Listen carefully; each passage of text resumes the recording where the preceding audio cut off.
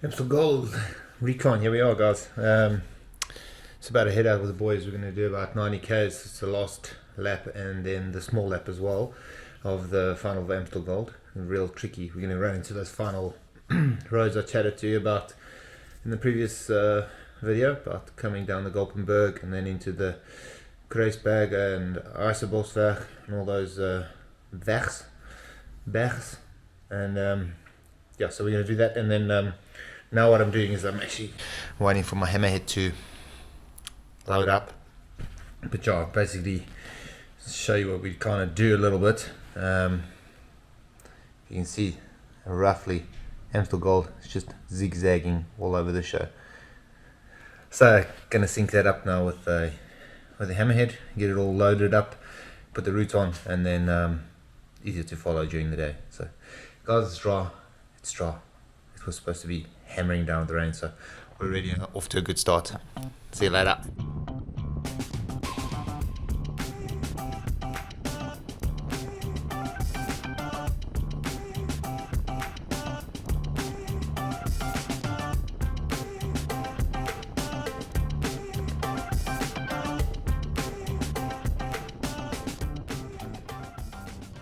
So here you have the new run into the Golpenberg. Actually, in previous years, we used to come down a big main road and then up the steep part of the Golpenberg. And now we're coming through a series of turns, really narrow roads, and we're coming the opposite. Man, this is some running to the Golpenberg. It's going to be a tough running because this year is going to be a lot more important, nailing the run into the Golpenberg than previous years, in my opinion. Here you can see you go straight up to a long, steep climb. Not too long, actually not too long. It's probably about 1k or so. It flattens near the top, but it's going to be really warp speed up here because it's short and steep at the bottom. And then as you see here over the top, we're going to start going to a lot more flatter part of the climb before we turn left down the steep part of the Golpenberg. Now running down the hill, this is the Golpenberg descent. As you can see, very, very narrow roads. It's going to be extremely difficult here for anyone to move up. Basically, you're going 80k an hour down here. Still keeps going to small, narrow roads. With a big peloton here, it's going to be impossible to move.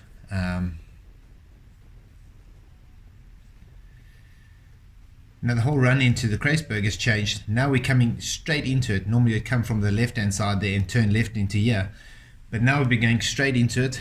And now we have a series of right and left hand turns before we actually enter into the Kruisberg. The Kruisberg is probably the first big launching pad of the race. And it's a very, very narrow entry into it.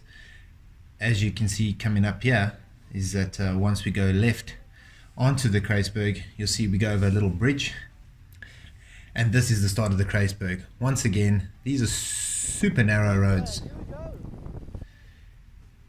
It's a short, steep climb.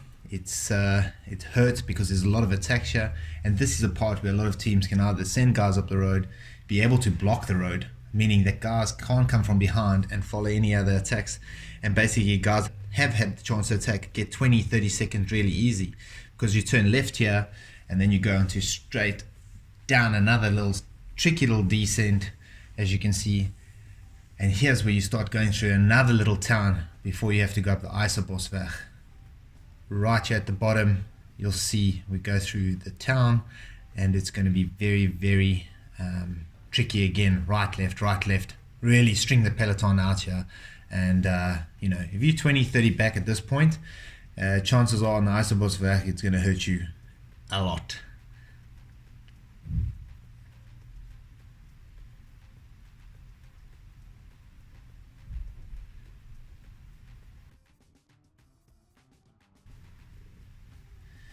Right, the run into the Eisenbosweg.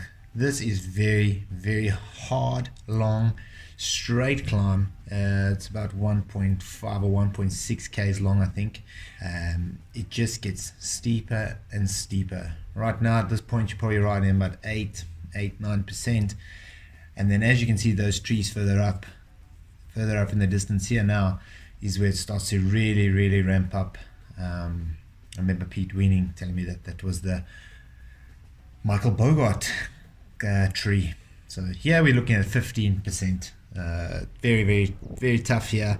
Goes over the top, can be a little bit of wind, but most importantly is that this is another leg snapper. This is where over the top here, if you haven't got the legs to stay on the wheel, you're again going to turn down another little tricky little descent up and down, very nasty. And as you can see, again, windy, tricky, not easy to chase along here if you've been dropped.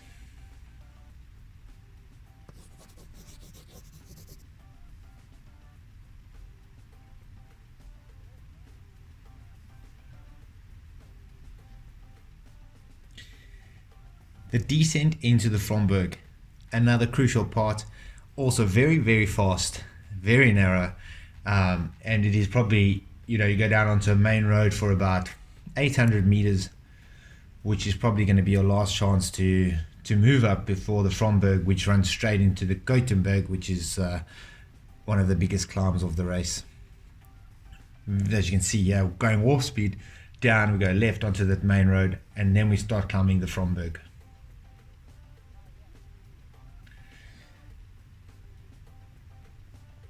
Even Matteo Trentin joined us for the little bit of the recon. I start doing an effort and up the Fromberg and kind of give you a little bit of a glimpse of what it is. And it's a little bit flatter, this climb. It's a little bit flatter at the bottom, but once you turn right, we do sometimes get a section of crosswinds and things like that. And we do see a lot of guys trying to launch a texture and try and get an advantage before the Gothenburg as well. So again, this is the whole point of this race, is these roads are always so narrow. So position is so key here. Have a little bit of listen to Trentin here. Hey, you made it. You made it on my channel. Oh yeah? My YouTube channel. Oh yeah, he's recording. Yeah. Hi.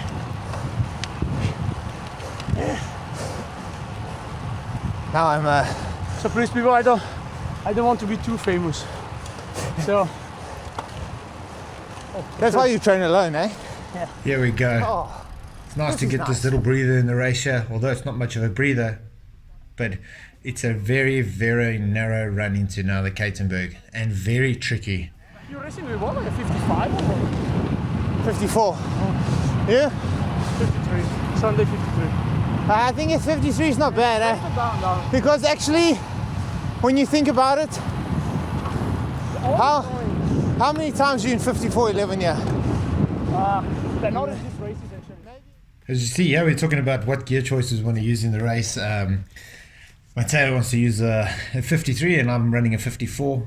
We've got different objectives, well, not different objectives, but he kind of feels that a 53 gives him a little bit more punch near the end of the race, whereas for me, I think at 54 is quite important for the final of the race if you are there in the final sprint. So it is a flat sprint, so we'll see how we go. But now, yes, is the next left-hander that's kind of running into the 1.2k, 1.5k to go of the Gothenburg. Narrow little tunnel here, little bridge. And once again, the peloton is strung out here. And it's not a big peloton by this stage. Maybe 40, 50 guys left at this point, I would say, in the race normally. And then we do a right-hander and then a left-hander. And then we're going to head into the Gothenburg.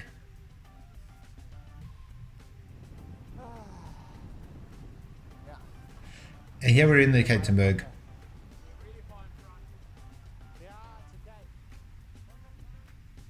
One more climb. For the YouTube channel of Daryl, Yeah. he's so strong. We are more or less 1.5 minutes in front of the bunch.